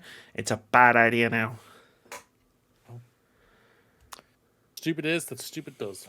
Again, if you want really good in-depth thoughts on this, there's a link down below. The creators of 6 Days in Fallujah think the fucking morons by Imran Khan. It's perfect. Wow. I'm just scrolling through the next 3 news stories. A lot of shit. I think we can get through the next 3. Two of the next 3 really quickly. And I think we'll just skip one. So the next one. Capcom reportedly forced staff to work on-site despite Japan's COVID emergency. This is from Natalie Kleitman over at PC Gamer, who writes, it's been roughly a year since COVID-19 took over our lives. While it isn't worse affected by the global pandemic, the games industry has struggled to adapt to the necessity of remote work. But this January, in the face of Japan posting some of its highest case figures, Capcom reportedly forced employees to continue clocking into the publisher's Osaka office. Speaking to Japanese outlet Business Journal via Kotaku, a Capcom whistleblower said that employees were forced to come to work even as the government declared a state of emergency in parts of the country, including Osaka. According to a leaked internal email, it appears Capcom was so spooked by last year's ransomware attack that it has decided to cut off remote work. Quote, in view of the situation, we decided that we had to temporarily abandon the use of the remote system, which we had been preparing for verification by many people, and have to go to work. That was from Google Translate, so probably it's a bit iffy on the English, or the grammar, I should say. A message from a senior executive also allegedly read, quote, 70% of Japan is at home, but 30% come to work to support the Japanese economy. We have a mission to support the Japanese economy as 30%, end quote. In a response, a Capcom spokesperson told Business Journal that it had implemented several measures to ensure office safety by enforcing social distancing, mask use, temperature checks, and staggered work hours. The report notes that Capcom's actions aren't a clear breach of the country's Labour Standards Act, but the source notes that the pandemic has only exacerbated reportedly poor working conditions at Capcom. Workers who refuse to enter the office are seemingly faced with employment restrictions or placed on standby at home without work. Capcom reportedly seems to be making remote work as unappealing as possible, with one source saying, quote, in some cases, it seems as if they are being urged to retire, end quote. And then there's some information about the leak that we covered last year, which admittedly sucked, but that was horrible. This wasn't the appropriate response in the middle of a global pandemic. Bad Capcom. Bad Capcom. This is not good. Let's just be frank and honest here, ladies and gentlemen. This is not good. You may want to help the economy in whatever way. Doesn't mean you can put people's lives at risk here. This is a thing that is crushing the world right now. And even though things are slowly going, hopefully, in the right directions for the pandemic, hopefully, there is still a long way to go. And Capcom shouldn't have been doing this. I mean, no, you hit the nail on the head. Like, it's just... How many times have I said that about stuff? It's just video games. And, like, at this point, I feel like you could go through podcasts and make a list of all the things I've said. It's not worth it. It's just video games. But, like, the basic fundamental one, I guess, from this one is, like, it's not worth people dying just so you can keep Resident Evil 8 surprises under wraps. Yeah, I agree. But sadly, to developers, to publishers, it isn't just a video game. We know this. No, it's money, and I get that. Yeah, I totally do. yeah. But, like... They were allegedly doing this, and I guess it's not alleged because they admitted it. It's the workplace abuse that's alleged. But like they got people to do this so they could avoid continuously working on remote servers because they were hacked. So it's not even a question of we're doing this because we're finding work from home difficult. Like our games are like taking like 2, 3, 4 times longer to make because everybody's working from home. It's literally just because, oh no, people found out that... I can't even remember what was in the leaks anymore. Like, and it's my job to know that. Like, people found out the ending to Resident Evil 8. Therefore, we're going to force people to come into the office during a global pandemic that's killed hundreds of thousands of people worldwide. During a state of emergency in the city where the office is, because the case numbers are going catastrophically through the roof. Yep. Like, fuck all of that. And as far as supporting the economy, you realize if more people die, the economy will be worse off. Because those people will then not be spending money. Like, just to put it in, like, shitty capitalism framing around it. The more people die, the less people there will be around to spend money. Exactly. And also, people's lives are worth more than video games or money. So, you know. Mm-hmm. Fuck all of that. Yep. Bad Capcom. Bad Capcom. Fuck you, Capcom. Not good. Not a good look. I'm looking forward to the... You've turned yourselves around really well the last few years. You have. But don't think I haven't noticed. I know we're focusing on the COVID stuff. But don't think I haven't noticed those alleged poor workplace conditions that I'm sure someone way smarter and paid way more money than me is following up on right now. I wonder who their name is. Patrick Klepek. Let's just let it be someone different. That man gets too much of a shout out by us. I'm sick of it. Wrong, I'm sick of it. One of these thing. days I'm going to have to subscribe to Bloomberg because he puts out too many articles. And you can only read like 3 free ones a month. I'm not giving that guy the time of day. So, if you keep scrolling, Moody, past the shit sandwich, let's do some rapid fire good news. All right. Teenage Mutant Ninja Turtles Shredder's Revenge announced for PC and consoles. This is from Jordan Ollerman over at IGN, who writes, Teenage Mutant Ninja Turtles Shredder's Revenge has been announced for PC and consoles. That's the headline. It's a 4-player co-op side-scrolling brawler developed by members of the Scott Pilgrim vs. the World game team. Inspired by games like 1991's Teenage Mutant Ninja Turtles Turtles in Time, Teenage Mutant Ninja Turtles Shredder's Revenge offers a classic pixelated art style and, quote, shell-shocking new abilities built on a foundation of classic brawling mechanics, end quote. Players will fight through a breathless tour of iconic TMNT locations such as the New York City sewers and Dimension X to thwart Bebop, Rocksteady, not the game developer, Krang, and Shredder. Teenage blah blah. It's being published by the guys who published Streets of Rage 4, and it's being developed by a team of employees that also worked on Scott Pilgrim vs. the World. And Flint Hook, which is a really cool game that is a bit obscure now, and you should check it out. It's cool. It's fun. You ever play the old Teenage Mutant Ninja Turtles games? I remember. Turtles in Time. I was terrible. I'm terrible at brawlers. Yeah, I am too. I remember playing this with people, like other kids, because I didn't have a Nintendo console when I was a kid, but like the neighbors did. So like, we'd regularly I'd go there and we'd play Nintendo games, and then they'd come here and we'd play Sega games. And I was fully aware, even as a child, that I had the shit end of the deal on that one. But the worst part was, Moody, because they weren't, they were casual gamers. I know we were kids, right? I get it. It's a stupid thing to say, but they didn't have Final Fantasy or Legend of Zelda or Metroid, the games that were genuinely amazing and groundbreaking. But we did have Turtles, Turtles in Time, and it was fun, and I enjoyed it. But I was terrible at it, and I look forward to playing it again and being terrible at it again. I'll stream it when it comes out.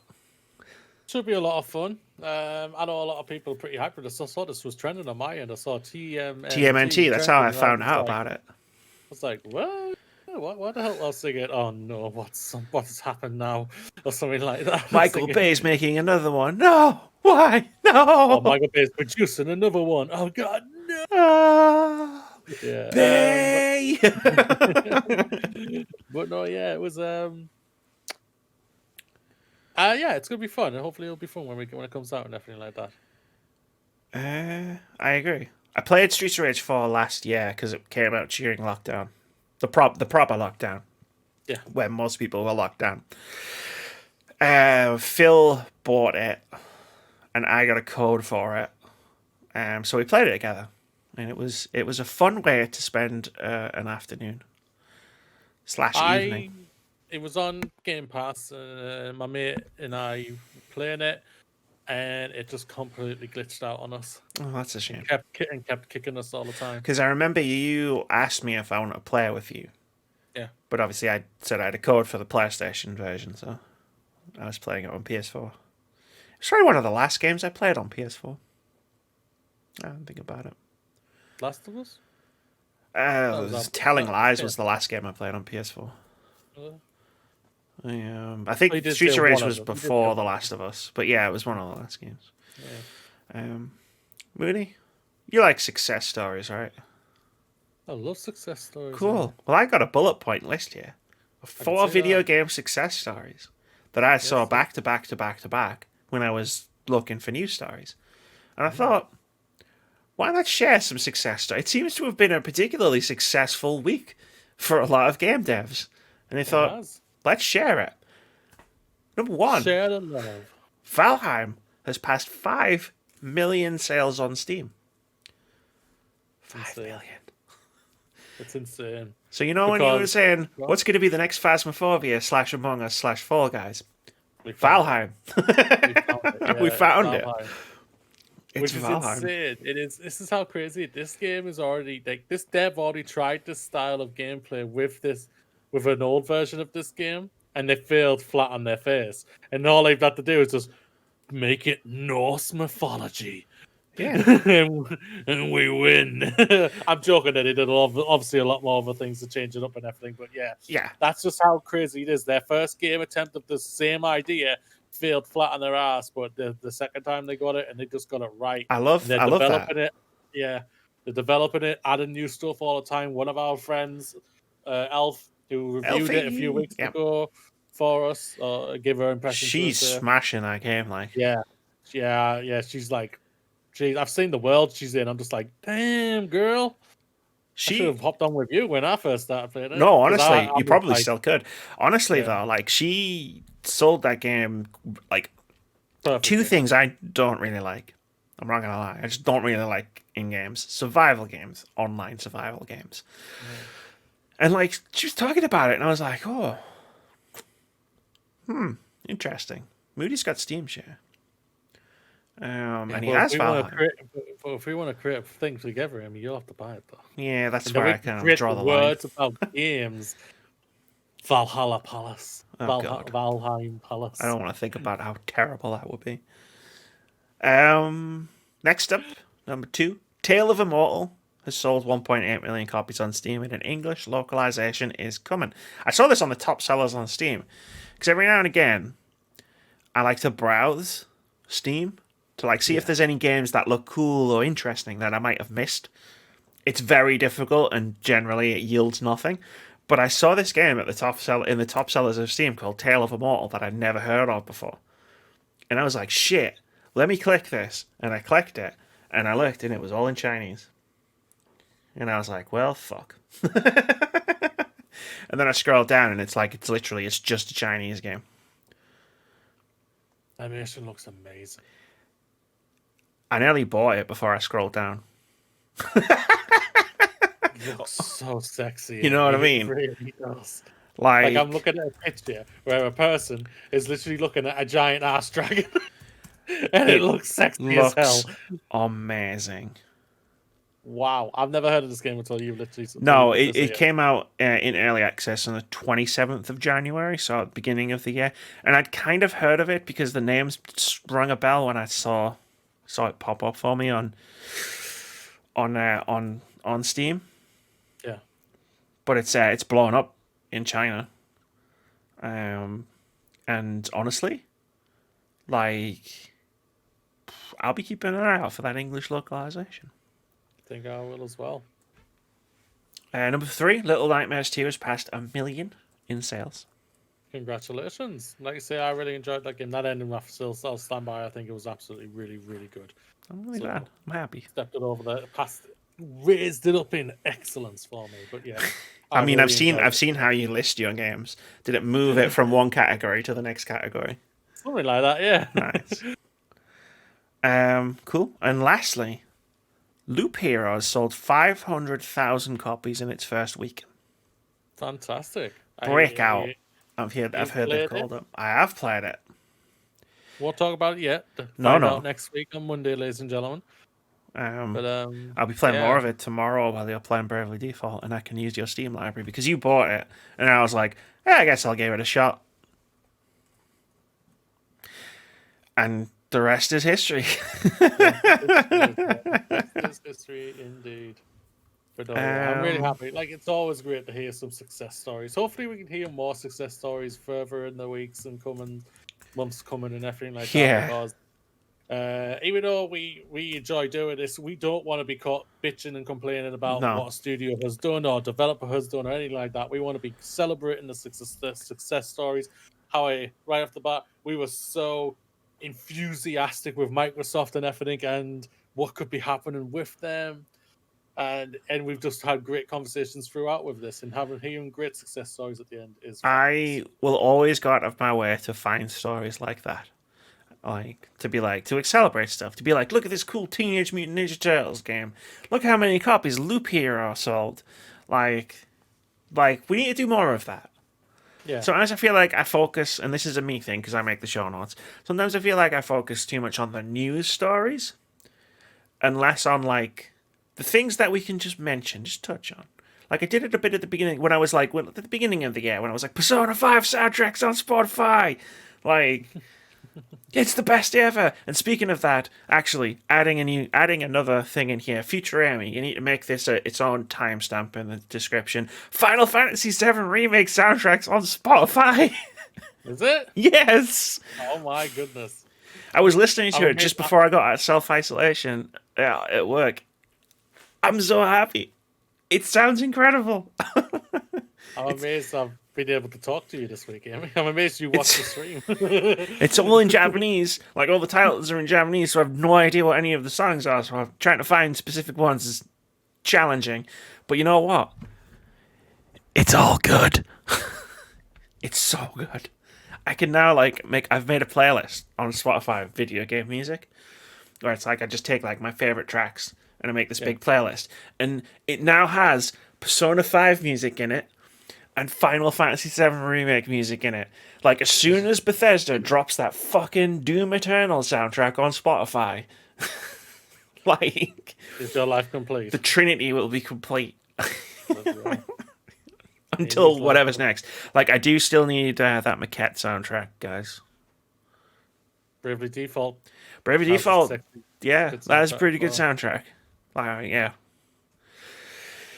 But in the spirit of talking about fun stuff,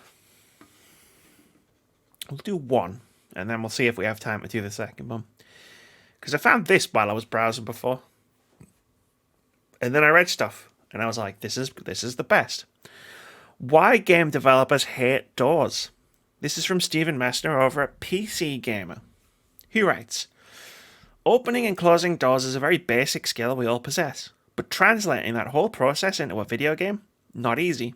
At least that's what hundreds of developers had to say yesterday when Stefan Hovelbrinks, the developer of Death Trash, opened up about the surprisingly difficult challenge of implementing basic doors in games. The distress over the active egress kicked off when Hovelbrinks shared a screenshot of his own Discord post in which he explains all the complications that doors create in games. Quote, doors are complicated to have in games and have all sorts of possible bugs. Mostly because they're a dynamic funnel and block in the pathfinding, potentially locked, potentially destructible, but in general because they sit potentially between any game interaction or character-to-character situation from here to there, end quote. In his tweet, Hovelbrinks claims that AAA devs hate them and even points out that the Assassin's Creed games solve the problem by pretending like doors were never invented in the first place. Which, when I thought about it, I was like, yeah, that's actually true. There's no doors in Assassin's Creed games. But I never thought about it till now. That's why you don't. That's why you're always in the past more than ever these days. Valhalla, the most recent Assassin's Creed, does have some doors used in certain puzzles, though. That tweet immediately went viral as game developers from all corners chimed in to talk about all the headaches caused by doors. Quote, I don't exactly know how many man-months went into the door system and control, but more than most abilities and weapons for sure, end quote, explains Sergei Morhov, a lead gameplay designer at Remedy. Several of his peers jumped in to say that doors have always been an issue in Remedy games. Even The Last of Us 2's co-director said that doors are a waking nightmare. Quote, it was the thing that took the longest to get right. What were we thinking? Wrote Kurt Marganow. Over several follow-up tweets, Marganow details the exhaustive process Naughty Dog went through to get doors working properly and the clever behind-the-scenes hacks required. For instance, when players are in combat situations, doors will slam close behind them automatically in order to impede enemies that might be chasing them, while in regular exploration, all doors stay open to help players remember where they've been. Former QA lead on Witcher 3 says that a boss fight in the prologue had a door that would lock and then unlock after players defeated a boss. During testing, the team found a whopping 12 different scenarios which would cause the door not to unlock, trapping the player. P. Perzowski says the fix was to just not lock the door in the first place. And then there's the hilarious story about how a quest bug accidentally opened every door in The Witcher 3, even the ones that were purely cosmetic and weren't supposed to go anywhere. And then there's another further reading where you can click on the thing in the description of the podcast, wherever you're listening to it or watching it, and see tons more game devs talking about how fucking terrible doors are in games. It's great. I love when this happens and we get to read all the funny stories about something that you just don't think about. When was the last time you thought about a door in a game? Never. Exactly. I can say that right now, honestly. Yeah, never.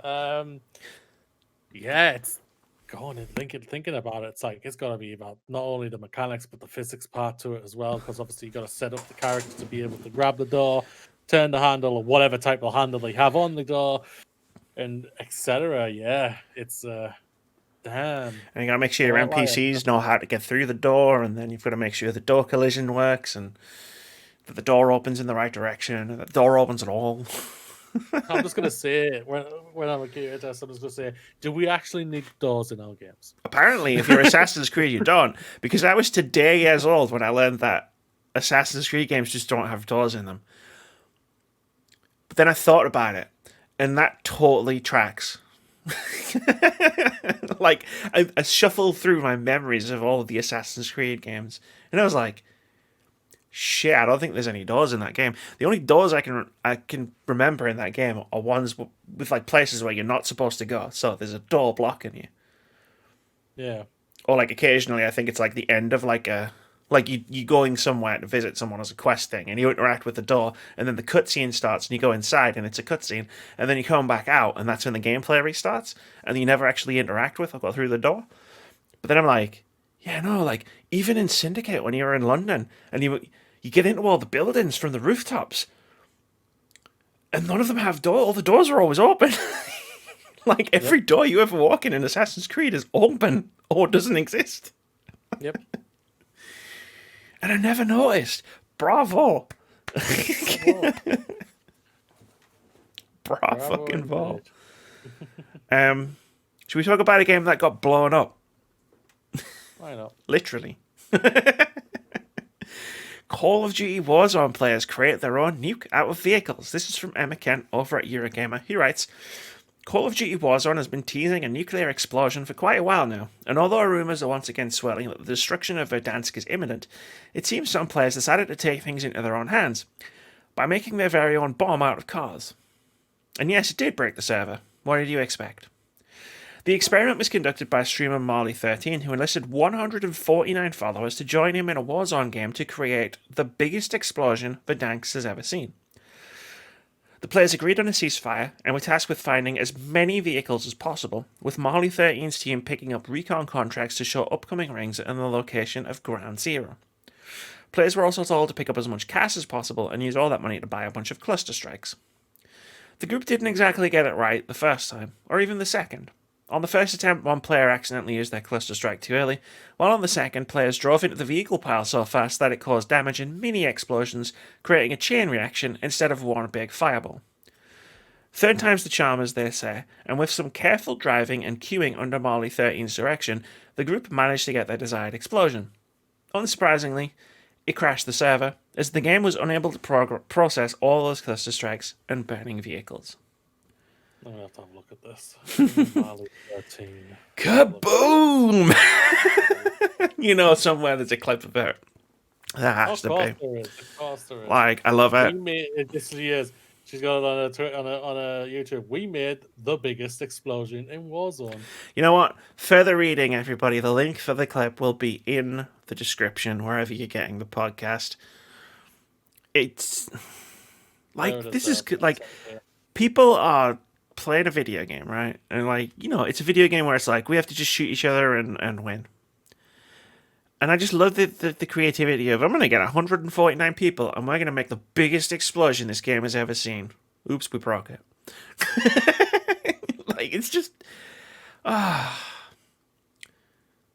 love stories like this, and again, we never really put them in the podcasts. And I think I'm going to start. I've got it up on my end. I'll watch it after the podcast because we're almost finished. We are. It's But time for your bit. it's funny. It is funny. I won't lie. I'll shout out. That is a funny thing. Time for games out next week, ladies and gentlemen. We have a couple of games out next week. 1, 2, 3, 4, 5 games next week. March 16th. Mundaun, I think. Mundaun. PC, PlayStation 5, PlayStation 4, Xbox consoles, and Nintendo Switch. Dawn is a lovely hand-penciled horror tale set in a dark, secluded valley of the Alps. Explore various areas full of secrets to discover, survive hostile encounters, drive vehicles, fill your environment, and solve a variety of handcrafted puzzles. Stubbs, the zombie in Rebel without a pulse. Rebel without a pulse. Rebel without a cause. PC, PlayStation 4, the Xbox One, and the Nintendo Switch. Be the zombie, kick ass, and take brains. It's 1959, and the city of Punch Bowl, PA, is a beacon of progress and ideal living. Show the living that law and order is no match for a dead man on a mission. Your boyfriend's back, Maggie, and Punch Bowl is gonna be in trouble. March 17th. Adios. PC, Xbox consoles. Yes, Xbox consoles. So yes, a pig farmer decides he no longer wants to dispose of bodies for the mob. What follows is a discussion between him and his would-be killer. Oh yeah, I'm pretty sure we saw this before. It was quite interesting. Neo Deck, I think, psychologically deck builder. So psychological deck builder. PC, Nintendo Switch. Neo Deck is a psychological deck building card game to challenge your fears, build your deck, and capitalize by answering personality tests, visiting rooms, and medication. Meditating. I need to correct you on that one. Not medication. Sorry, yeah. Meditating. I thought it said medication. I apologize. Meditating. Face your phobia and defeat them through the power of life-inspired cards. I had the wrong light on the entire podcast. I've just noticed. That sounds like the weirdest game ever, I won't lie. Sounds pretty cool. Card as well. Sounds pretty cool. And finally, March 19th, Root Film, PlayStation 4 and the Nintendo Switch. Root Film is a thrilling adventure game with visual novel elements. Follow Rinto Yagumo, yeah. As he is selected to be the director of the rebooted Shimane Mystery Drama Project. Mystery Drama Project, a TV series which was cancelled for an unknown reason 10 years ago. His excitement for this amazing opportunity is quickly curbed when a horrible murder interrupts their location scouting process. There's been a murder. There's some interesting games. Interesting indeed. Coming out this week. Next week. Yes. Like blockbusters, but some interesting sounding games coming up. Yes, indeed. 2021 feels like it's finally starting to get into its groove. Yeah. We'll talk more about that on Monday. Yes, ladies and gentlemen, yes, indeed. But for now, it's now time for OpenCritic. Head-to-head, ladies and gentlemen. Moody's excited this week for the first time in 9 weeks. The first time ever. Since last year. This is the game that we play at the end of every podcast while we try and guess the OpenCritic average of one upcoming game. Whoever guesses closest to the score gets 1 point. If you manage to guess the score correctly, you get 2 points. Information is relevant for some reason, and for the first time in 2021. Last week, we tried to guess the OpenCritic average of Strongholds Warlords. I guessed it would get a 73. Moody guessed it would get a 72. Foxes wasn't here, so he didn't guess anything. And at the time of recording, Strongholds Warlords has an OpenCritic average of 72, which means Moody gets 2 points and makes the scores. Amy 4, Moody 4, with 1 draw. Foxes doesn't have a point, but he's only literally been here for 1 of these. So I feel like it's unfair to be like, good, Foxes is miles behind. Like, he is, but he's been here for 1 out of 9. His count, yeah. His One out of 8 of these that we've done. Well, I guess closest on the medium, Werewolf, Fallen Legion, Revenants, and Bravely Default 2. Moody gets closest on Little Nightmares 2 and Maquette, and has managed to guess Stronghold Warlords completely correctly for double points. This week, we're guessing the OpenCritic average of Mundaun. As Moody just said in his segment, a hand-penciled horror game. Which I've had on my radar for a little while since I saw a trailer for it, because it's fucking pencil art. Pencil art is sexy. There's no doubt about it. It's sexy looking at. I'm looking at the pictures of it now. You think about that in the heart, like it's black and white, because it's literally pencil sketches, and that's the graphics of the game, and that's a horror game, and I feel like that alone is going to add a lot to the atmosphere as a horror game. So I've been really interested to play this for a little while now. And it finally comes out next Tuesday.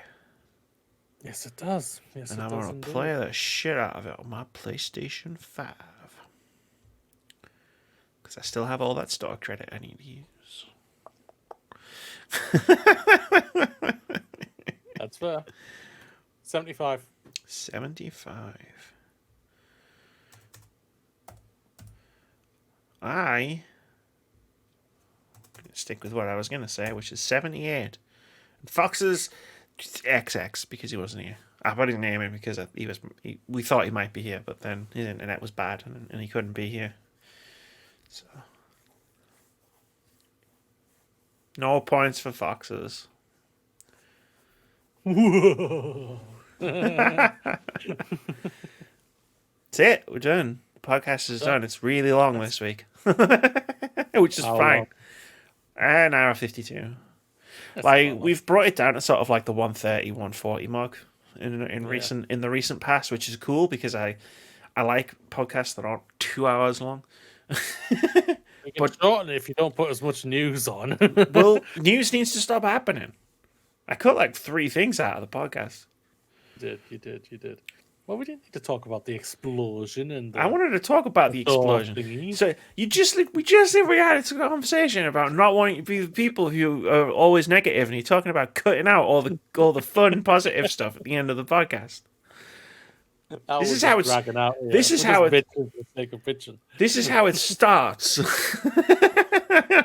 That's how it starts, ladies and gentlemen. Oh well, we could lose the thing about the explosion in Warzone and the doors. And then what you're left with? You're left with 6 days of the publisher of 6 Days at Fallujah thinks you're a fucking moron. Well, we are all morons. That's true. But you didn't have to say it like that.